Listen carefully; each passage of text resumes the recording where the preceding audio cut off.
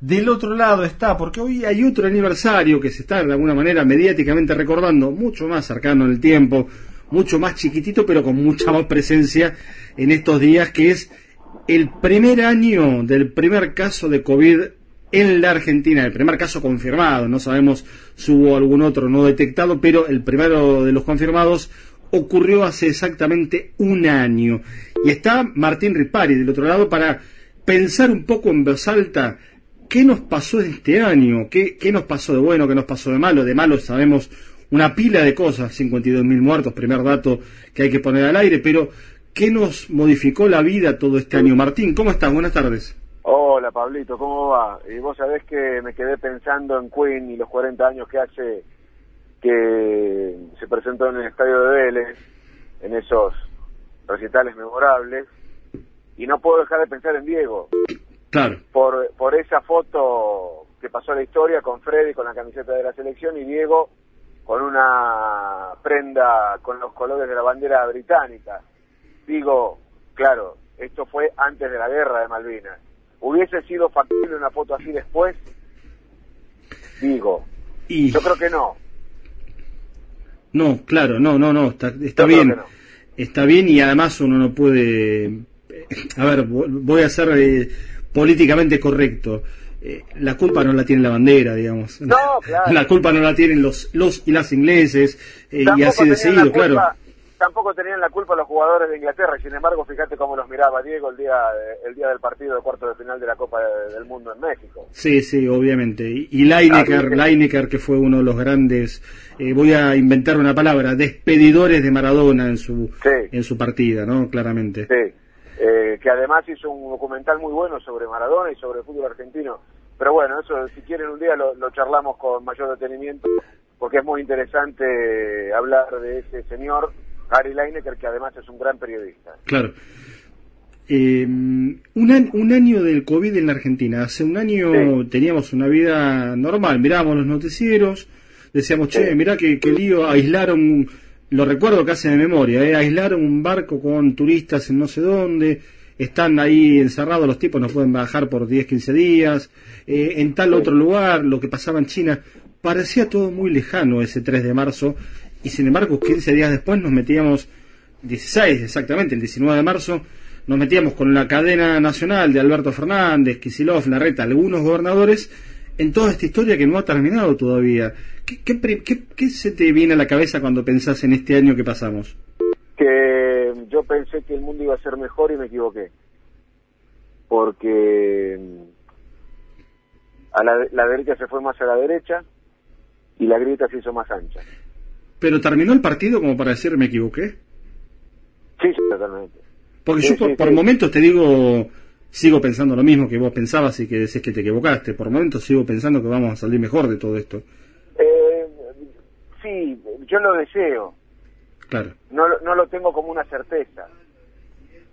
A mí me parece que el coronavirus o el COVID-19, porque el COVID-19 es una de las tantas variables de coronavirus que existe, porque el coronavirus no es solamente COVID-19, según dicen los que saben. Algo al respecto leí. El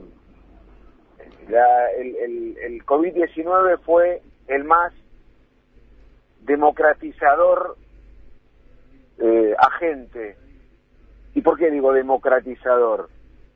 Porque no tuvo conciencia de clase, no tuvo piedad según la posibilidad económica.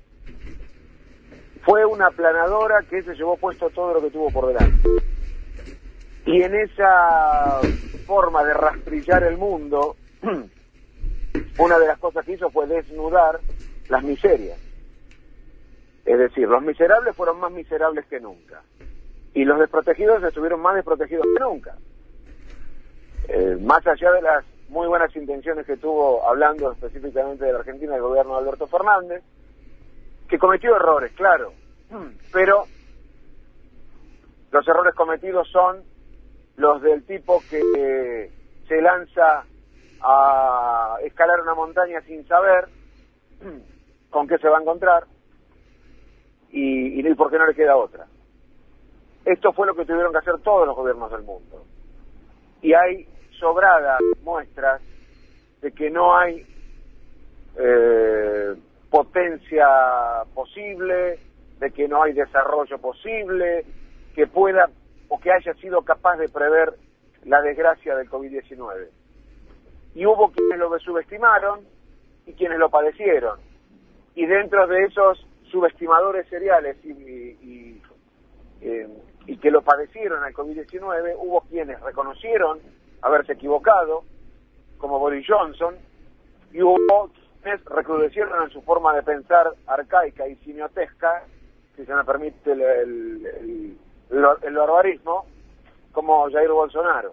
Sí, las noticias de hoy de Brasil son espeluznantes.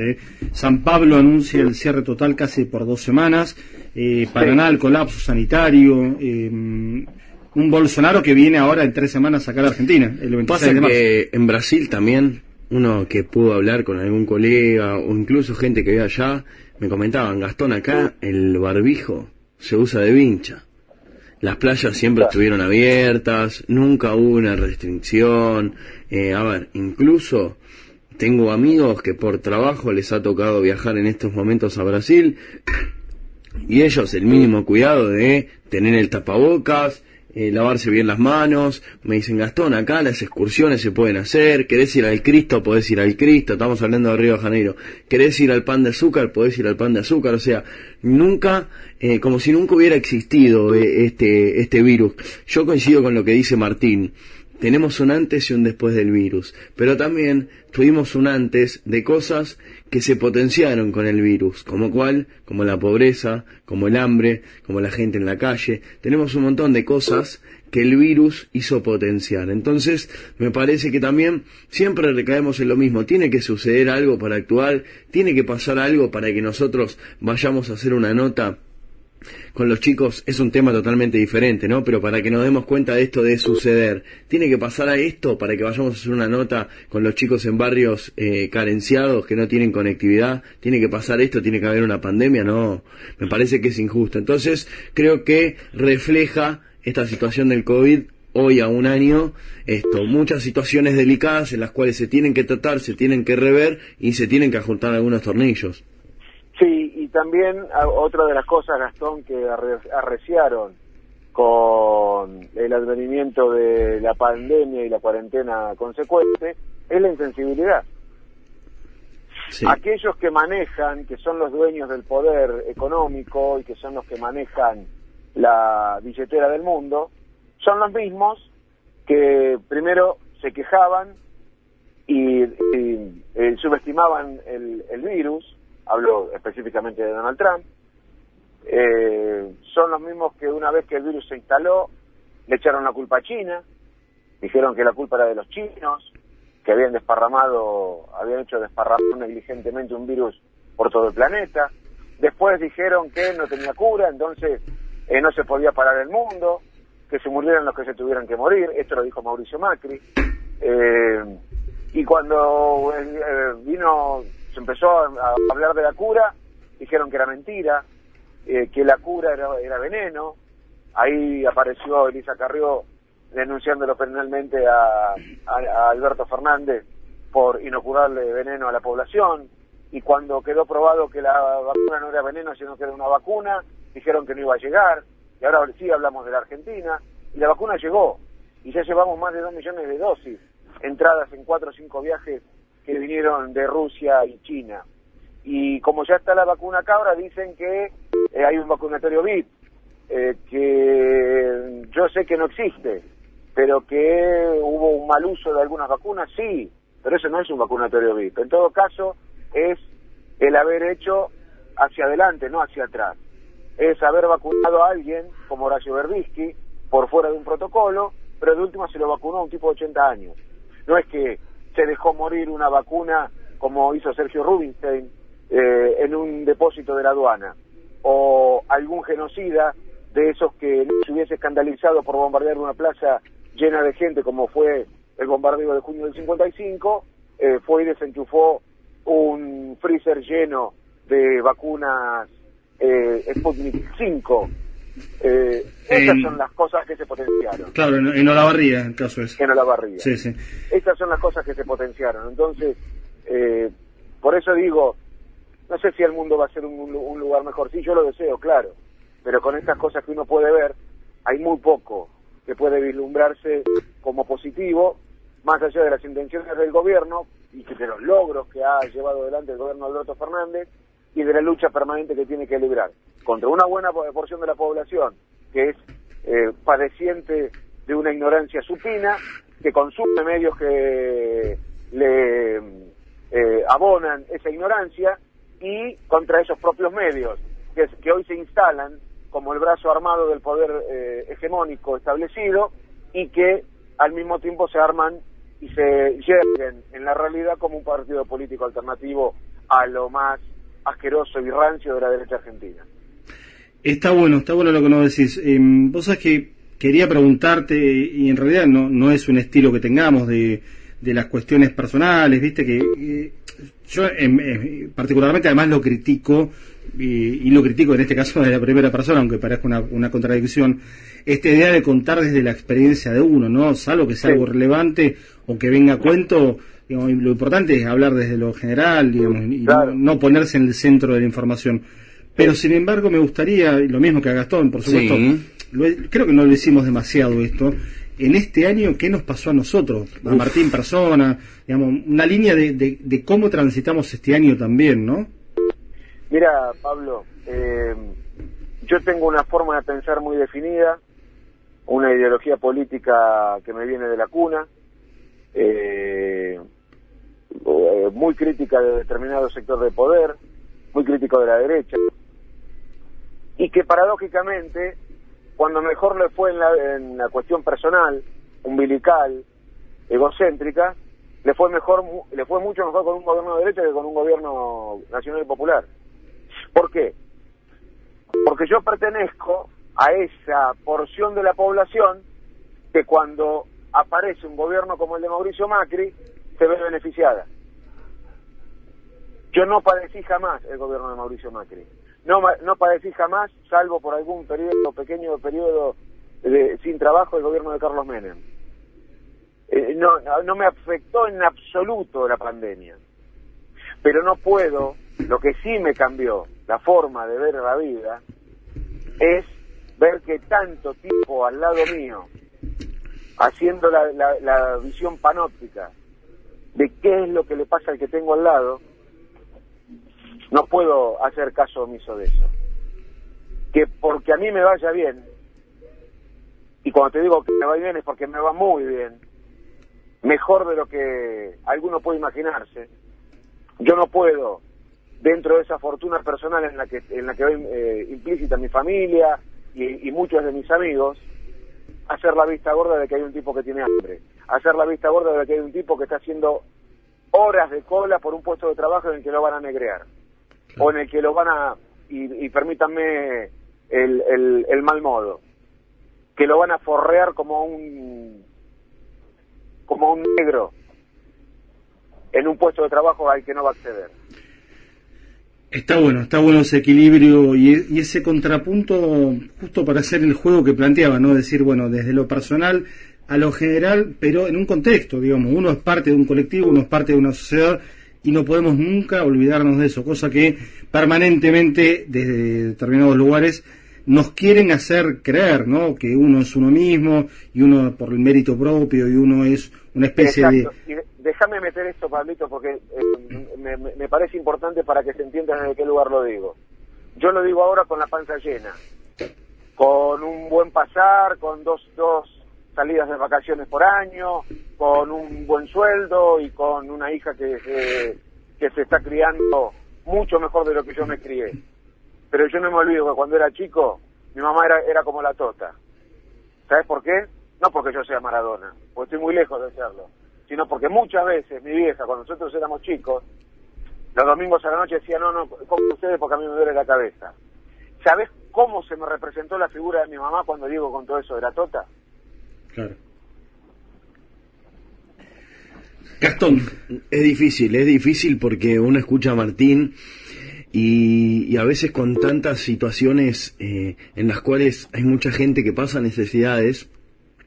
Por eso te digo, es muy difícil hacer un panorama de cómo llegaste hasta acá, porque uno no sabe cómo llegó hasta acá, primero, ¿no? Y se me hace complicado porque ante un panorama óptimo para lo personal, para mí, decir, bueno, llegué hasta acá, yo atravesé por el COVID, pero hubo muchas cosas que hace un ratito lo dije, se debilitaron muchísimo en los demás. Y uno, a ver, no, por así decirlo, no es egoísta, sino que mira alrededor y tiene un poco de corazón, o por lo menos que es lo que deberíamos tener, lo que debe suceder, y mira alrededor y ahí ve cosas que capaz no está bueno que estén sucediendo, que estén aconteciendo en este momento. Creo que la pandemia ha restado en todos esos sectores en los cuales, como decía en este caso Martín, gente que no tiene para comer, que nunca tuvo, que capaz tuvo, y que finalmente se le redució por esta pandemia. Creo que uno tiene que tratar de todo lo negativo sacar algo positivo. Me parece que ese es el punto clave. Y a veces cuando uno se queja sobre algunas pavadas y dice, uy, la pucha, no, a ver, fijémonos en otras cosas, estamos acá, estamos vivos, estamos entre nosotros, con salud. Entonces me parece que el valorar, el tener conciencia de algunas cosas, y sobre todo valorar, que a veces nos olvidamos de valorar un poco. Y yo creo que vos, Pablo, Martín, nos podemos dar 2 duchas de agua caliente si queremos en el día, podemos comer 3 platos de comida, podemos tener un trabajo, estamos acá, y ustedes nos permitan estar en sus casas también, que eso es un privilegio para nosotros. Entonces me parece que dentro de una situación tan compleja, creo que también hay para resaltar lo positivo. ¿Qué es lo positivo? Que nosotros estamos acá, que ustedes nos permitan estar del otro lado, ingresando en sus casas, con Radio Cooperativa, nuestra casa también, y de algún modo también tener esta conexión con el oyente en esta situación donde hemos atravesado un año muy complejo que quedará para la historia, pero esto no llega hasta acá. Me parece que tampoco se puede hacer, esto es como un ciclo, como los equipos de fútbol, no se puede analizar porque todavía no ha terminado. ¿Cuándo va a terminar? Cuando todos estemos vacunados. Martín, bueno, hoy nos queríamos meter con esto, con estas reflexiones, claro, importantes para pensar cómo seguimos, porque me agarro de esto de último de Gastón, ¿no? Este partido no está terminado todavía. No, seguro que no está terminado, pero hay que seguir jugándolo, hay que seguir peleándolo, pero con una consigna que no debe cejar jamás, que es el hecho de no olvidarse de dónde venimos. No hay que olvidarnos de dónde venimos. Concuerdo plenamente. Y la lucha va a ser siempre genuina. Cuando yo hablo de mi situación personal y de cómo me va en la vida, yo no me corto solo diciendo que a mí me va en la vida como me va porque me lo merezco y porque nadie me regala nada. No, y es cierto, nadie me regala nada. A nadie le regala nada. Pero todo tiene que ver con todo. Los contextos políticos y sociales de determinados sellos políticos a la hora de hablar de determinados gobiernos son los que marcan la cancha. Y yo, por más que me fue mejor siempre con los gobiernos de derecha, ¿por qué me fue siempre mejor con los gobiernos de derecha? Porque había menos puntos en la repartija. Yo siempre tuve la suerte de ser uno de esos puntos que recibió la repartija. Pero yo prefiero siempre que haya muchas más bocas que alimentar y yo recibir un poquito menos a ser el receptor de algo más de lo que por ahí me merezco a costa del hambre y del sufrimiento de millones de argentinos. Yo nunca me voy a hacer cargo del gobierno de Menem, por más que siempre digo que lo hubiese votado en el 89. No lo voté en el 95, por supuesto no lo voté en Mauricio Macri. Y no sé si me hubiese hecho cargo del gobierno de Daniel Scioli, porque yo no creo que el gobierno de Daniel Scioli hubiese sido muy distinto. Porque es tan hijo del capitalismo y tan hijo del menemismo como el propio Macri. La diferencia hubiese sido el contralor de la cámpora y de kirchnerismo más duro. Pero bueno, esa es la consigna, no olvidarnos de cuál es nuestro origen y hacia dónde tenemos que ir a partir de eso. Martín, abrazo grande como siempre y hablamos en estos días otra vez. Abrazo grande. Es Martín Ripari acompañándonos en el final de nuestro puro contenido y cerramos como abrimos esta charla con